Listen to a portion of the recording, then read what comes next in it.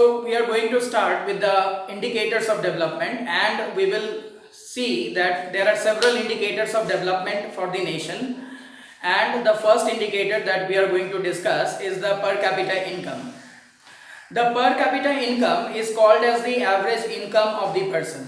The per capita income is known as the average income of the person, and the average income of the person is calculated by the total income of the person divided by the total population of the country.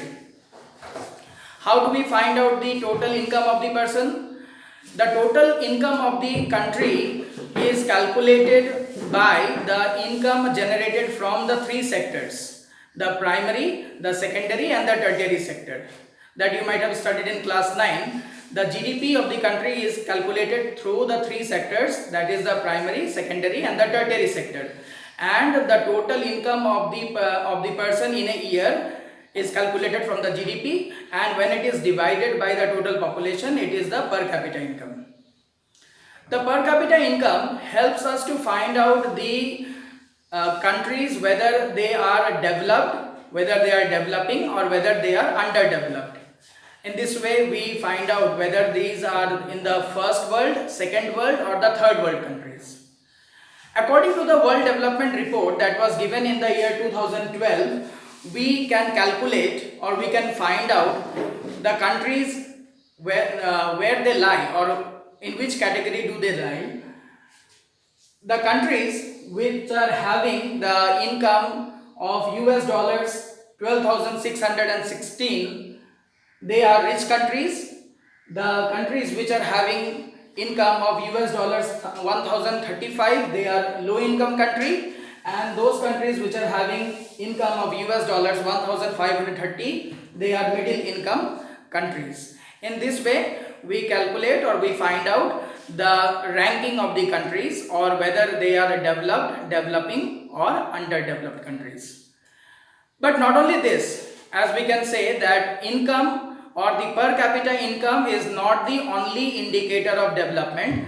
There are various other indicators of development that we need to know, that we need to study. What are these indicators? These indicators are the literacy level. These indicators are like the sex ratio. These indicators are like the infrastructure development and various others.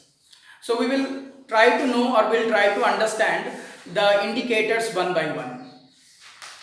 Now let us start with the literacy level. The literacy level of our country overall is 74%, and if you see the literacy level, the male, they are more literate in comparison to female. Why it is so? That we have gender stereotype in our country, and this gender stereotype in our country do not allow female to have higher education.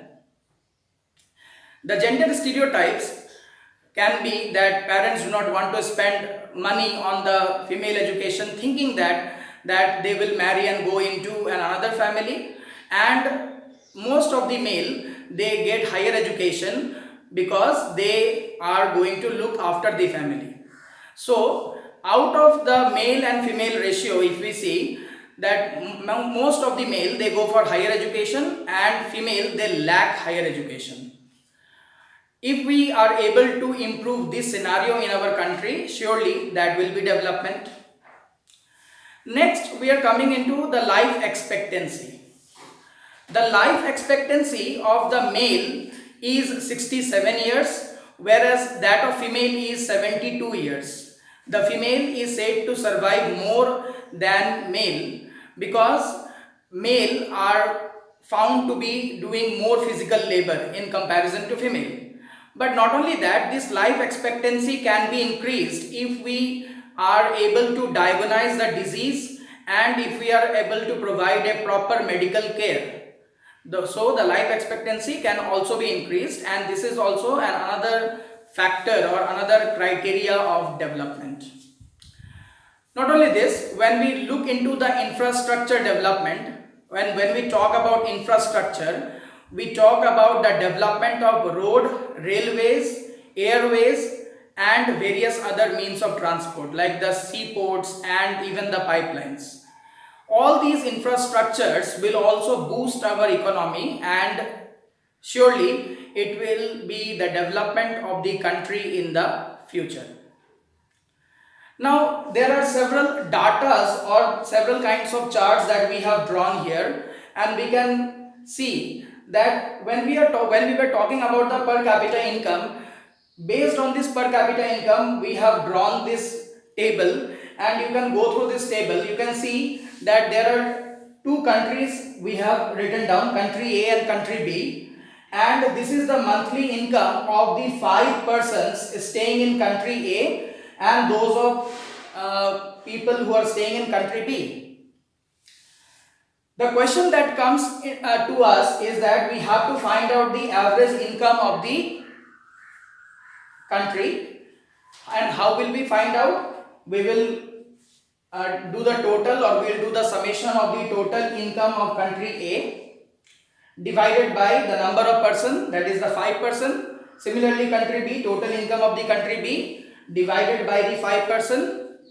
Now the question comes, or you can do it in your home. The question that comes to our mind is that if you are asked to stay, which country will you prefer? Whether will you prefer to stay in country A, or whether you will prefer to stay in country B. If you find out the average almost comes equal. The question that immediately comes is that which country will you prefer? And if you are asked to stay in country B, which person would you like to be? If you are asked to stay in country B, which person would you like to be? Which person would you like to prefer? So this table will help you understand that per capita income is not the only criteria of development. On the other hand, there is another table here. You can see this table is about the per capita income of 3 states. This is an example which has been given. The per capita income of 3 states, Maharashtra, Bihar and Kerala. Through this per capita income, we can see that Maharashtra, people would like to stay in Maharashtra. Why? Because the per capita income of Maharashtra is very high. Whereas Kerala is in the middle and Bihar is having the lowest per capita income. Now in this category, when you see this, the per capita income can be considered as a criteria of development, but not the only criteria of development, because we are not comparing other things. Now if you see in this table, the per capita income and other related goals, that is the infant mortality rate, that is the literacy rate and the net attendance ratio. In this case, the Kerala outstands Maharashtra and Bihar. Kerala is having the lowest infant mortality rate, highest literacy rate, as well as highest net attendance ratio. Secondly comes Maharashtra, and lastly Bihar. In this way we can say that not only per capita income, but we have to undertake various other goals of development to find whether the country is developed or not. So these were certain criteria to find out whether the country is developing in the developing stage or developed stage or in the underdeveloping stage. We will also try to know that not only these criteria, but there are certain other national development goals. What does we mean that national development goals? National development goals mean that only having income cannot give you everything. In our country also, people can have a lot of income, but they cannot change the society. The society can be changed with the public facilities around us.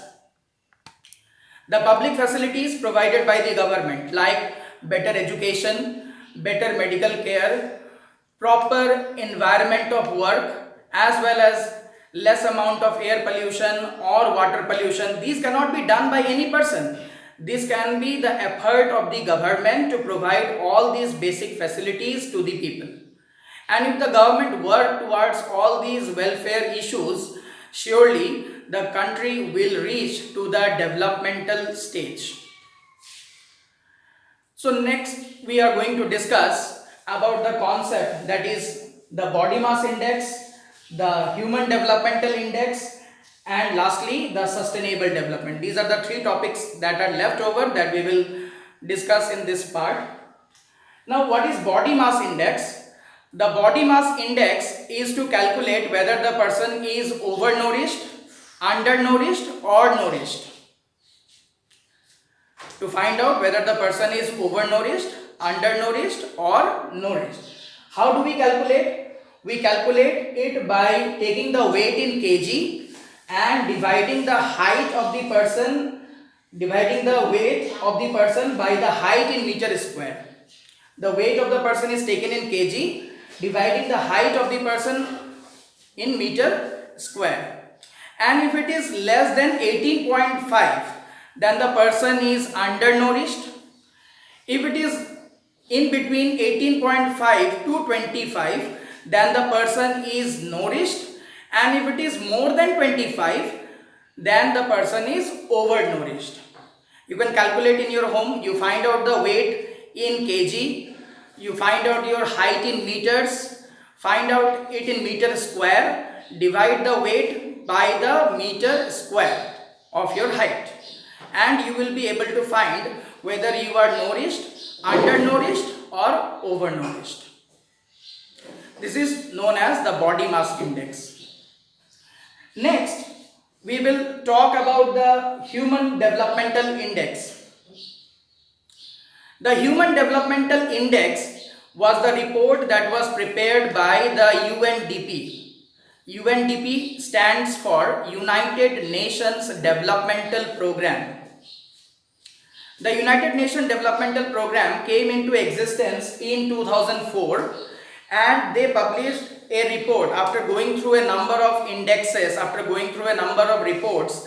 They found out the Human Developmental Index, and this Human Developmental Index is based on three categories: education, health and per capita income. In this three category, India ranks at 135th position. Nepal and Sri Lanka are far better than us in comparison to education, health and per capita income. So they rank forward to us because they have spent a lot of money on the education and health of the person. Whatever money they have earned, they have invested it more on education and health. So they are far better than us in the ranking. Sri Lanka ranks very near. Sri Lanka is ahead to us, and Nepal is very near to us because they have invested a huge amount of money on the education and health of the person. So this is the Human Developmental Index that we were talking about. And lastly but not the least, we will talk about sustainable development. Sustain. Sustain means to retain for the future purpose. Sustainable development. Sustain means to retain for the future purpose. That is, using the resources up to the amount that we require now, but not harming it for the future use. It is not likely that we will not use it today. As much as we require, we must use it, but also save it for the future generation. We know that the resources are of two kinds. One is renewable and one is non-renewable. The non-renewable resources are being mostly used in the present, and the renewable resources are being utilized, but the technology has not come forward in such an amount that we can utilize the renewable resource. So we will have to wait in the future for such kind of technologies, but today we are dependent mostly on the non-renewable resources. And so these non-renewable resources has to be conserved, like the petroleum, like the petrol, diesel, kerosene, as well as fuel wood. These are certain kinds of non-renewable. Coal, these are certain kind of non-renewable resource that we have to save it in the present generation, so that the future generation can also enjoy the services of this. And therefore, this is all about sustainable development. So here we end the first lesson of economics of class 10, and in the next video we will start with chapter number 2. Thank you.